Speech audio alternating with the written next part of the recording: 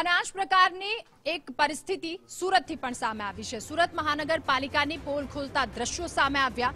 સુરત મહાનગરપાલિકા દ્વારા જે કામ કરવામાં આવ્યા છે પોલ ખોલતા દ્રશ્યો।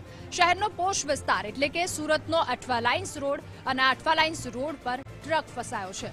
થોડા દિવસો પહેલા જ રસ્તો ટ્રકનું વજન ન સહન કરી શક્યો। થોડા દિવસો પહેલા આ રસ્તાનું નિર્માણ કરવામાં આવ્યું। અઠવા લાઇન્સના મુખ્ય રસ્તા પર જ ટ્રક ધસી પડ્યો।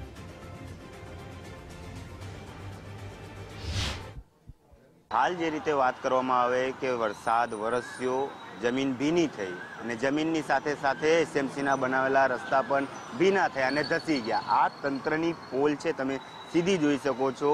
એક તરફ સુરત પોલીસ કમિશનરની ઓફિસ છે, સીધા દ્રશ્યો જોશો આ સુરત પોલીસ કમિશનરની ઓફિસ છે ને બીજા તરફના આપણે હું દ્રશ્યો બતાવીશ કે આ સુરત કલેક્ટરની ઓફિસ છે જ્યાં સૌરભ પારગી બેસે છે અને તેની વચ્ચોવચ્ચ આ રસ્તો આવેલો છે અને જ્યાં બપોરના સમયે એક ટ્રક પસાર થતી હતી રેતી ભરીને અને તેની આગળ જ જે લીપાપોતીનું કામ કરવામાં આવ્યું છે સુરત મહાનગરપાલિકા દ્વારા। સીધા દ્રશ્યો તમે જોશો કે હાલ થોડાક દિવસ પહેલા જ આ રસ્તો બનાવવામાં આવ્યો છે અને આ રસ્તો સાવ ધસી ગયો છે। તો આની લીપાપોતીને કારણે હાલ તમે જોશો કે રોડમાં કેવી તિરાડ પડી ગઈ છે, ટ્રક બેસી ગયો છે, ટ્રકના પૈંડાઓ અંદર ઘસી ગયા છે જેના કારણે ટ્રક માલિકને નુકસાન થયું છે, મોટા પ્રમાણમાં નુકસાન ગયું છે અને અંદરના તમે આ રીતે કામ કરવામાં આવે છે તંત્ર દ્વારા।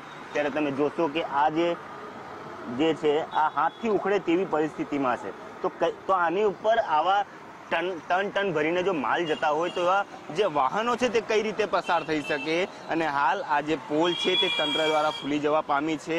તો ક્યાંક ને ક્યાંક સુરત મહાનગરપાલિકાએ જે લીપાપોતીનું કામ કર્યું છે, ખાડો પલ્યો છે, ત્યારે તે અનુસંધાને જે મીડિયામાં પ્રકાશિત થતા હોય છે અહેવાલો તેને ઢાંકવા માટે તેઓ રોડ રસ્તાઓ ક્લિયર કરી દેતા હોય છે, પરંતુ જે રીતના મટીરિયલ્સ યુઝ કરવાના હોય તે મટીરિયલ્સ યુઝ નથી કરતા અને તેના કારણે જ આજે એક જે ડમ્પર છે જેમાં રેતી ભરીને જઈ રહ્યું હતું, હાલ ડમ્પર ક્યાંથી ક્યાં જઈ રહ્યું હતું તેની કોઈ ચોક્કસ માહિતી નથી, પરંતુ એક ડમ્પર જ્યારે આ રસ્તા પરથી પસાર થતું હતું ત્યારે સુરત કલેક્ટર અને સુરત કમિશનર ઓફિસની સામે બનેલા રસ્તા પર એ ડમ્પર જે છે તે ધસી ગયું છે અને ડમ્પર ચાલકને પણ મોટું નુકસાન ગયું છે। તો આ રીતે સુરત મહાનગરપાલિકા હાલ સુરત શહેરમાં કામગીરી કરી રહી છે। કેમેરામેન અજય કુમાર સાથે અમિત રાજપૂત, ગુજરાત ફર્સ્ટ, સુરત।